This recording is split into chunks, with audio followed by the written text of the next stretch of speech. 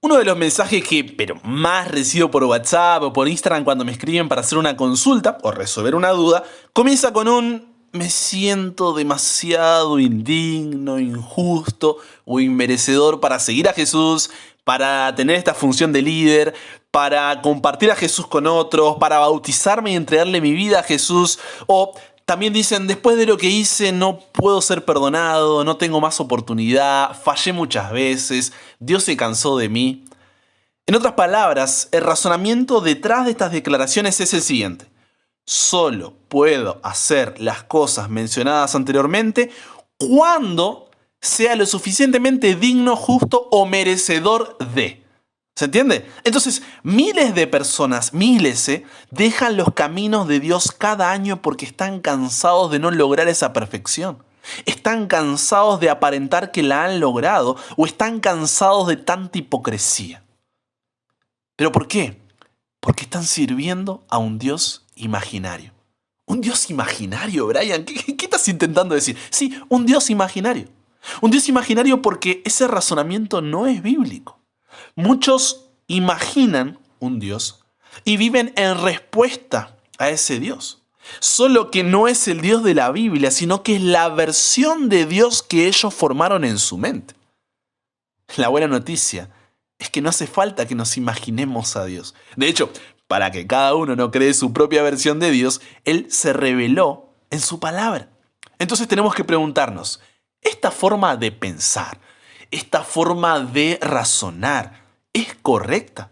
Sobre todo, ¿es bíblico que yo no puedo acercarme a Dios porque soy indigno, injusto o inmerecedor? ¿Que yo no puedo ir a Dios después de lo que hice porque ya no tengo más oportunidad o porque lo hice muchas veces? Pablo explica esto de forma clara en Romanos capítulo 4. Abre tu Biblia ahí en Romanos 4 y vamos a ver ahí, comenzamos leyendo desde el versículo 2, ¿qué es lo que nos dice la Biblia sobre esto? Dice así, Romanos 4, 2. Porque si Abraham fue justificado por las obras, tiene de qué gloriarse, pero no para con Dios, dice Pablo. En otras palabras, si Dios lo hubiera aceptado a Abraham por todo lo que hizo, entonces sí, podría sentirse orgulloso ante nosotros, pero ante Dios no podía sentirse orgulloso de nada. ¿Por qué Abraham no podía sentirse orgulloso de nada? Porque Abraham fue un pecador como tú. Abraham fue un pecador como yo. Era igual de indigno, inmerecedor e injusto que nosotros. Entonces, en el versículo 3, Pablo lleva a sus lectores en un viaje en el tiempo hacia Génesis cuando dice, porque, ¿qué dice la Escritura? Creyó Abraham a Dios y le fue contado por justicia. Fíjate que Pablo hace la misma pregunta que nos hacemos ahora. ¿Qué dice la Escritura? O sea, no dejemos de lado ese Dios imaginario que siempre pensamos que actúa de esa manera. Vamos a ver qué es lo que dice la Escritura.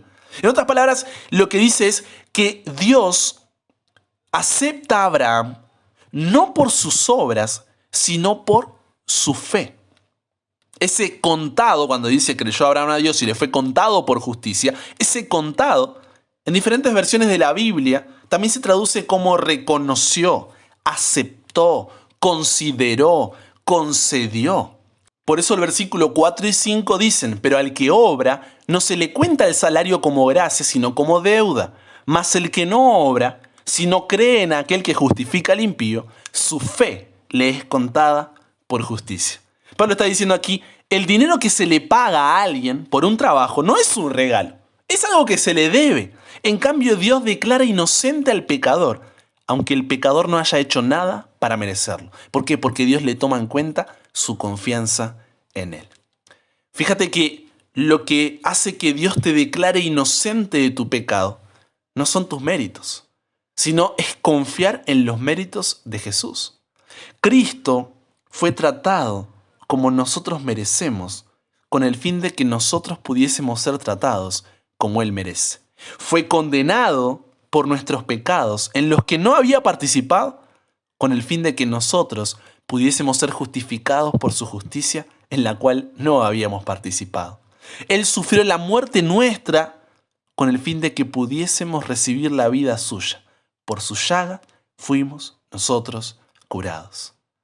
¿Cómo eres considerado justo delante de Dios entonces? Los méritos de Jesús en la cruz del Calvario, no los tuyos, satisfacen por completo el castigo por tu pecado. Limpian tu culpa, borran tu deuda. Esta es, y escúchame bien, préstame tus oídos, esta es la única solución posible para el pecado. Porque si tu salvación dependiera de tus obras, ¿para qué necesitarías de Jesús si es algo que te tienes que ganar tú? Entonces, cuando crees que tus méritos o tus obras son los que te hacen merecedor de la salvación, estás diciendo, la cruz no sirve para nada. Eso es lo que dices cuando crees que depende de ti. Entonces, hoy quiero que puedas comprender que no hay nada que puedas hacer o dejar de hacer para merecer el perdón de Dios. Dios te acepta no por algo bueno o digno de elogio que haya en ti. Isaías 64:6 nos describe diciendo que somos como suciedad y toda nuestra justicia es como trapo de inmundicia y caímos todos nosotros como la hoja y nuestras maldades nos llevaron como viento. O sea, no somos nada ni nadie.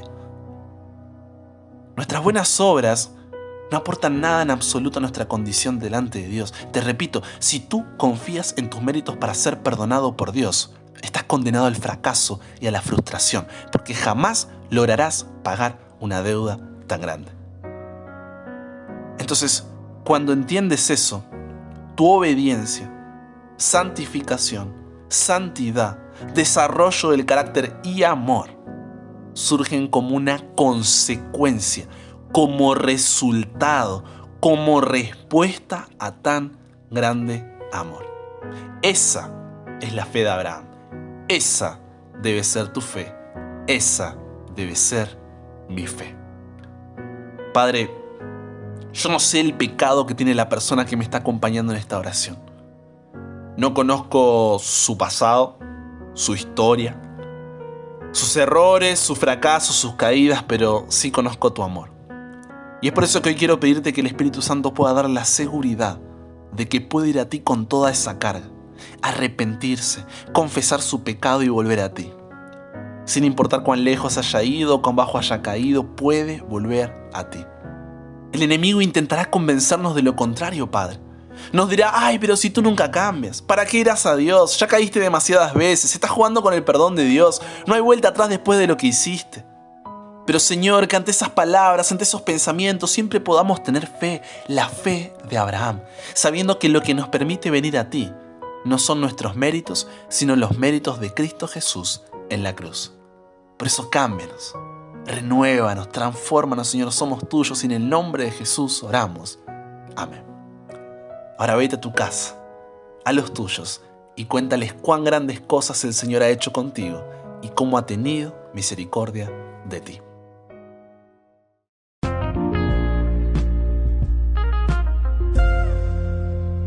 Un abrazo grande, imparable. Dios te bendiga en este día. Soy el pastor Brian Chalá y es una alegría que seas parte de esta comunidad donde de lunes a viernes tenemos un nuevo episodio de este podcast. Ya sea que nos escuches desde WhatsApp, el número es el siguiente, anota ahí, más, coloca el más, 54911 3441 5007. Puedes unirte también al canal de Telegram, suscribirte a YouTube, buscarme en Spotify como Brian Chalá y también en alguna otra plataforma de podcast que quieras consumir. Estoy muy contento de haber compartido estos minutos contigo y si Dios quiere, solamente si Dios quiere, nos encontramos ¿cuándo? En el próximo episodio. Claro que sí, para que nunca pares de aprender y nunca pares de crecer. ¿Por qué?